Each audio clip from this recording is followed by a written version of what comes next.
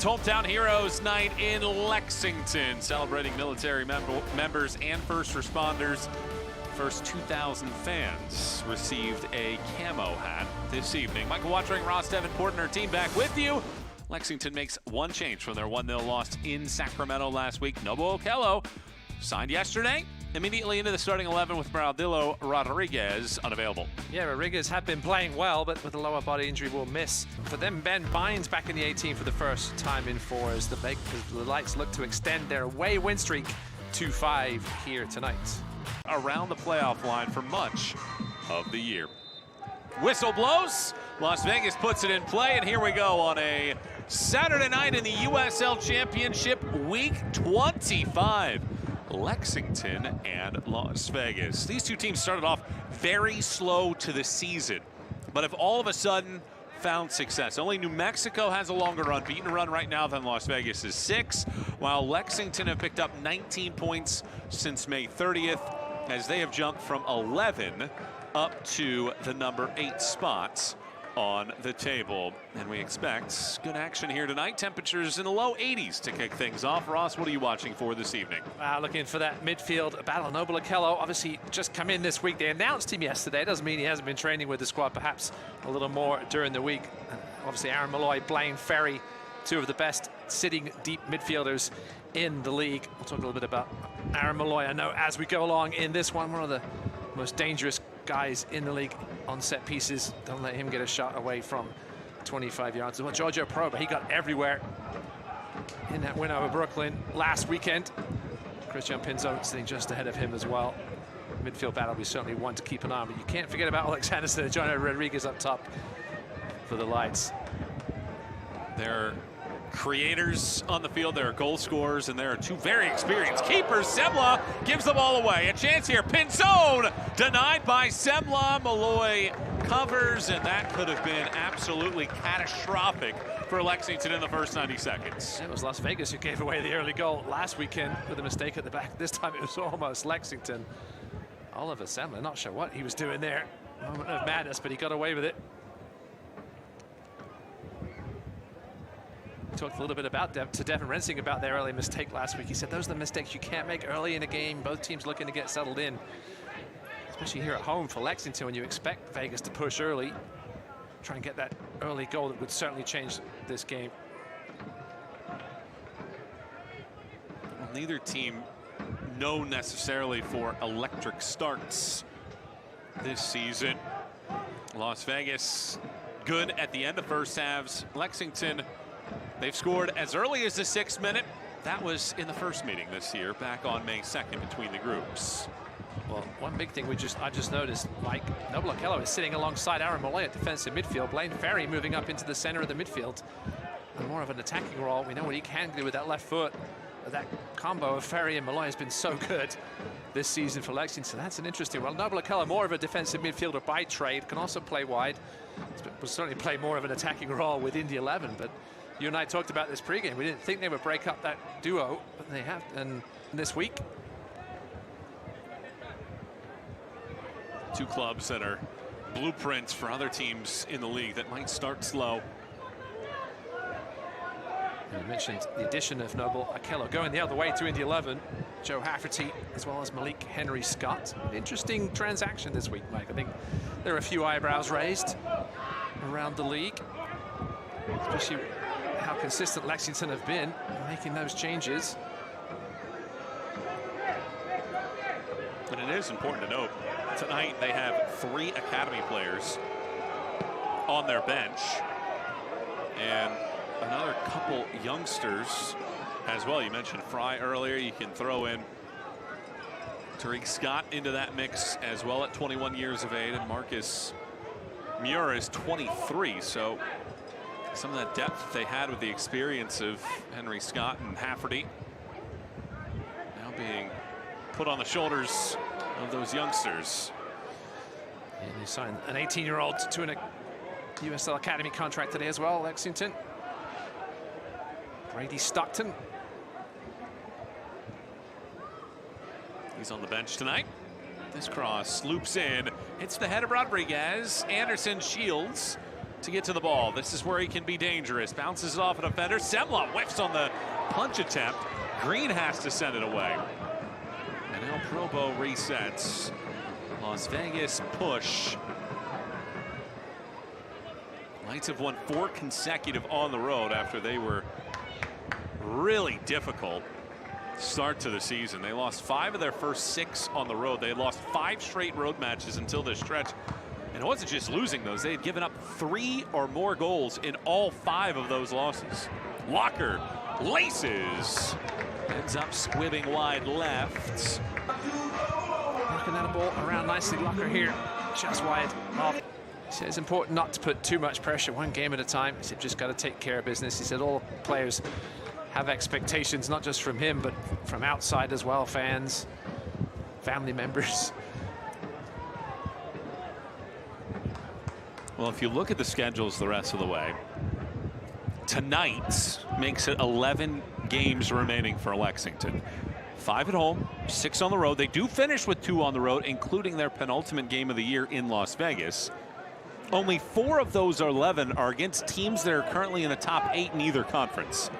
Anderson lights this one up. Semla smothers. So seemingly on paper, when you look at the schedule, it feels like Lexington might have an upper hand, because if you look at Las Vegas on the other side, 10 matches remaining starting tonight, 5 home, 5 on the road. 8 of 10 are against teams currently in the top 8. They have to travel to Orange County, Sacramento in that stretch as well. Not easy matches, but they do get Charleston at home, a cross-country road trip, and New Mexico, who's the hottest team in the league, at home as well. Goodrum crosses, bounces it off of one man. Almost more key, Mike, is how many games do you have against Western Conference opponents, because those are the ones that are going to make the difference. Eastern Conference certainly not as strong as the West this year, as a look at Matt Kemi. Coached the ladies last year, now changing it up to coach the men. Chance for a set piece here. You have to expect Noble Okello might be the target of this one. It's a CW Credit Union corner kick. And it's Aaron Malloy ready to go with this one. And just as he was about ready to make contact, the whistle blows. In Lexington, only 4 set-piece shots this season. That's the worst in the USL Championship. Struggled with this as well last season, obviously under a different coach. Malloy loops it in. Zenge got a piece, and it had to be Probo clearing it away. Back into the box. It skips off of 2 heads, and it's last touched by Goodrum. They thought it was off of Ofemu. So do the fans here in Lexington. I mean, that looked pretty clear that it hit Goodrum first and then flicked off the head of Ofemu, but referee Robert Vince not having any of it. Well, there has been a revolving door in Las Vegas. So the only team in the league that has started 4 different goalkeepers this year. And it has been Charlie Lanfear's job at one point. He lost that role. Injury prevented him. Devin Renting's tried to ride the hot hand. Tristan Henry was brought in from FC Tulsa. He had a chance to win the job, did so, and then he got hurt, and Lanfear has been riding this hot wave of success. Goodrum splits 2 defenders. Goodrum settles for a corner in the end with Probo. And there's some pushing and shoving. And let's see, it looked like the card was coming out, and it doesn't look like for the moment it is. I feel like Goodrum needs to relax, because he has to know himself he's 1 yellow card away from a suspension. And is Robert Vince going to pull that card out? He was upset about getting kneed in the head. Then he was upset about not getting the corner just a second ago. And that will be a yellow card for Philip Goodrum, and that's going to be a costly one.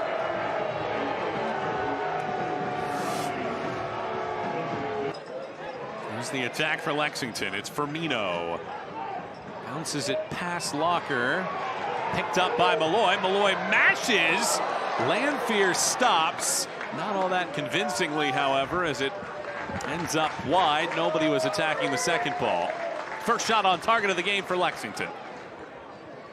Listen, Lanfear did enough, right? When Malloy's got a shot from that far out with that much space, as long as you keep it out of the net, you've done a good job. So Charlie Lanfear, give you credit there. A man out of the Northwest. Lexington fans letting Aaron Guillen know what they think about him.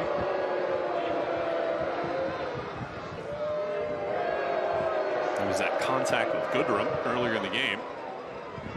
Didn't warrant a card at the time. This is a poor giveaway now by Las Vegas. Here goes Epps into the attack. Has Ferry waiting. Epps cuts. Leaves it up top. Malloy connects again. Misses wide right this time. And Malloy all the time to set himself up for the right-footed curler. I think all of us were looking to see if that was going to nestle inside the far post of Charlie Lanphier, but just goes wide. Good work here by Epps to stay with it. Lanphier at full stretch made two huge saves. Las Vegas to retreat. Epps. Sesek intervenes the first time, not the second though, as Epps bends it back, post headed through the area by Zenge. Goodrum was right in front. And we've seen passing wise in the first half from either team. Zenge on the far post. Yeah, I'm not sure whether he was trying to head it back across to Goodrum or trying to. Looks like he was trying to find the far post. He'd been better off just knocking it back towards Goodrum, who you wouldn't have thought would have. So it's Ferry's turn to take the corner. Ferry swings this ball in, and it goes right back to where it started from. This time it was Johnny Rodriguez defending Okello. Yeah, we'll say, despite their lack of height overall, Las Vegas has done a good job defending these set pieces so far. As you mentioned Benefamo earlier. Back to the corner we go. Ferry's father played in the indoor league in 1994 the Dallas Sidekicks. And now he swings this ball around. There was empty space there. Lanphier was off of his line. Zenge wide open, misses the target. They should have done better with this. Lovely delivery from Ferry. Zenge, six yards. A couple goals during the regular season. A goal in the group stage of the Prinks Tires USL Cup as well for Zenge this year.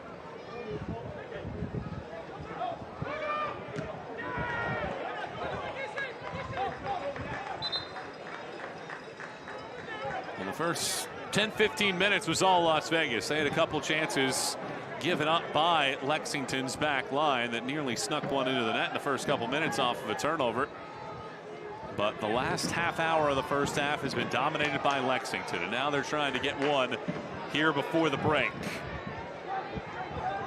Epps curls, misses two targets of his teammates as it goes out.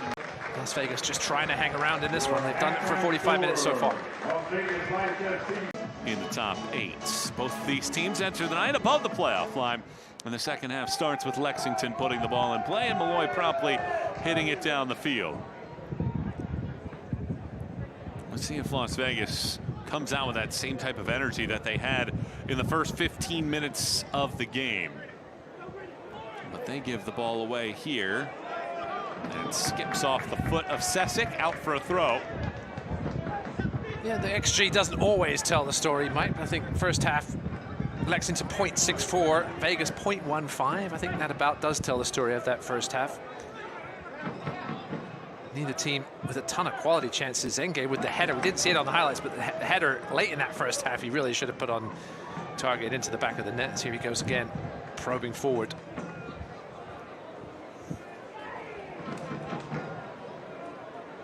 Both teams have played very well of late. Teams that at one point were desperate to try to jump above the playoff line have now both achieved that status. But a lot of time left and a lot of things can change in a clustered West. Well, Lexington this year, they've taken at least a point 8 of the 9 times that they've been tied at the break. Aaron Guillen has not been forgotten for that knee that he put into the head of Goodrum in the first 10 minutes. This is a basketball town as well. Sometimes you have an air ball against University of Kentucky, and maybe you forget as the game goes along. Well, these fans aren't forgetting about anything that Aaron Guillen has done tonight. Not sure if we see enough individual booing in the USL, Mike. Your pro individual booing? If it's deserved, I think perhaps maybe for the first 5 minutes of each half, and then sometimes these fans tend to move on. pass.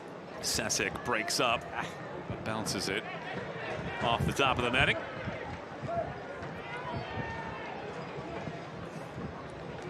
Lexington Sporting Club is thrilled to offer Lil Kickers, a nationally acclaimed youth soccer program built for children ages 18 months to 9 years. Sessions are now live. Sign up at lexsporting.com/youth. And Nick Sesek with a bit of a quiet first half. Anderson nudges it in. Great passing. It's Locker. Locker lights one up and hits Rodriguez in the back. Ibarra back on it. Antonoglu crosses it in. Anderson, I don't even know how he made contact with that to keep the ball in the air. Now he's being pushed around. Locker takes 2 touches, dashes to his right, and ultimately splits a pair of fans in the seats to put one off of one of the bleachers. Another positive start to a half for Las Vegas. Talked about Sesek and that wasted chance early. Let's take a look at that shot here. Let's take a look at that. Listen, if I did that, I would not get up. Get about quickly as Alex Anderson did. I don't know anything about physics, but I felt like that defied physics. Yes, Alex Anderson is capable of special things, as is Noble Okello. That was lovely. Malloy wraps one over for Epps. Epps attacks. Up top it rolls. Firmino punches at it. And that one just floats across the sponsor boards, out of play.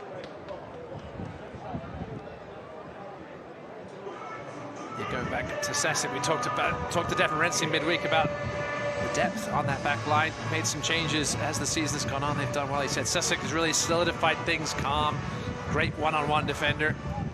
Can assist as well. He loves to attack with the fullbacks, but they've had a relatively quiet night tonight. Sesek and Antonoglu. See if they can change things here in the second half.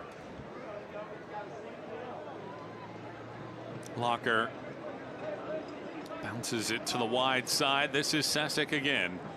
Locker chases.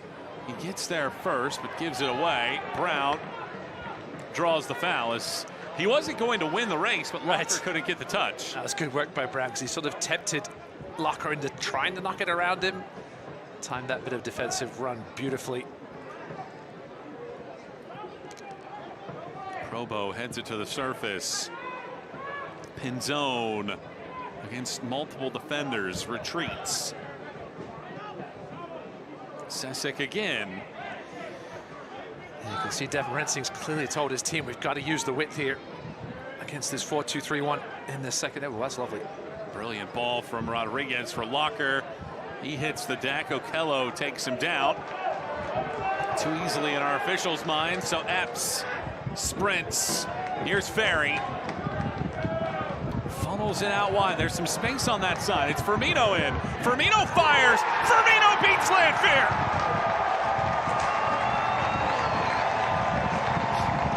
Nick Firmino thunders the threads. Lexington have the opener. 5 minutes into the second half. Well, Robert Vince had a rough first half. I'm going to give him some credit here for not blowing the whistle. When this move started, he let play go. Blaine Ferry, as you mentioned, playing an advanced role. This was a lovely ball to Firmino, but he still had plenty of work to do. Got back to his left, but not closed down quickly enough by the Las Vegas defenders. Ofemu works his way up the field and gives it away. Epps steps in front. Goodrum punches it right back in. It is Epps off the outside boot. Bounces off of Guillen and rolls to the strings.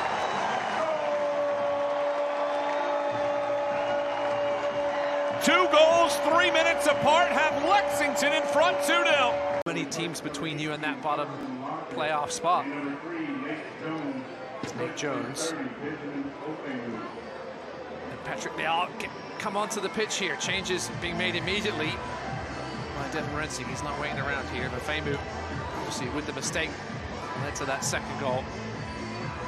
Also had a yellow card as well, so it was likely that change was going to be made regardless of what happened, but certainly the mistake would not help his cause. So it's Jones and Leal that come in. Can't watch the match? Turn on Sirius XM FC 157, North America's only 24/7 source for engaging soccer talk, including USL All Access on Tuesday nights. Plus, hear live matches from the USL, MLS, Premier League, and more, all on Sirius XM FC 157 in the Sirius XM app. Yeah, 2 straight-up changes there for Devin Rensing. Nate Jones comes in at centre-back for Benafemu. Mentioned started the season as the starting centre-back. Now perhaps with a chance here to get his starting job back with Afemu's mistakes over the last couple of games. As for Patrick Leal, haven't seen much of him since April, really. Just his 3rd sub appearance since then.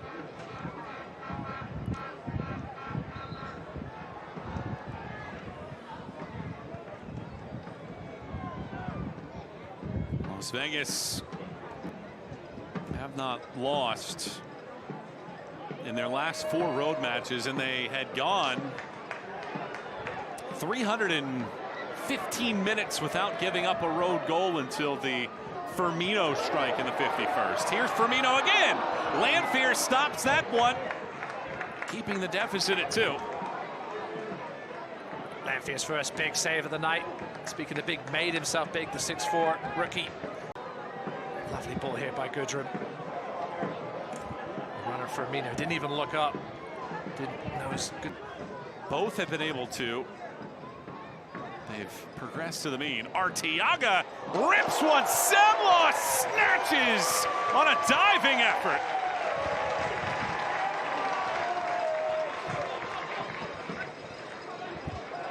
Yeah, Semla clearly had a good look at that. I think he made it look a little more fancy of a save than it was in the end. But had to be in the right place and get his body across there quickly. Vegas going to be pressing here for these final.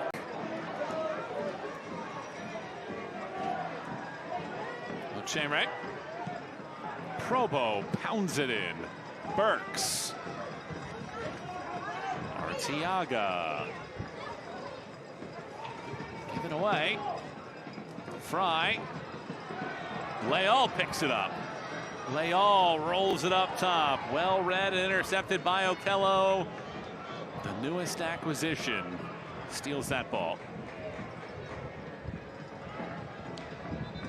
As mentioned, I certainly think there were question marks about those deals midweek, but Noble Okello looks like a nice little addition, especially if he's going to fill that familiar role at the 6th spot. Take a little of the pressure off Blaine Ferry, especially. He'll now push forward. He's going to go 90+ in that attacking midfield role now. Mentioned earlier, spot he's played plenty as well. See if these decisions by Lexington pay off down the stretch here. Chamrack. Caborn. Ochere. Rodriguez drifts. 1 more minute to go. Leal loops it in. It hits the head of a leaping Arteaga, but ends up out. And then Sesic with a little pushing and shoving after the fact. Discussing dinner plans after this one. Get a good view of it here. Since they got sort of locked up here. Sesic got up and shut. Here in the final few seconds for Marcus Epps.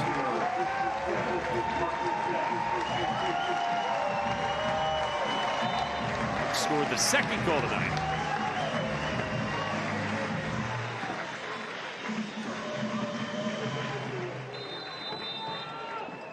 Shortest appearance. That man, Mr. Yosef. Yosef could barely even get onto the field. Final whistle blows, and that does it here tonight. Lexington beats Las Vegas for the first time.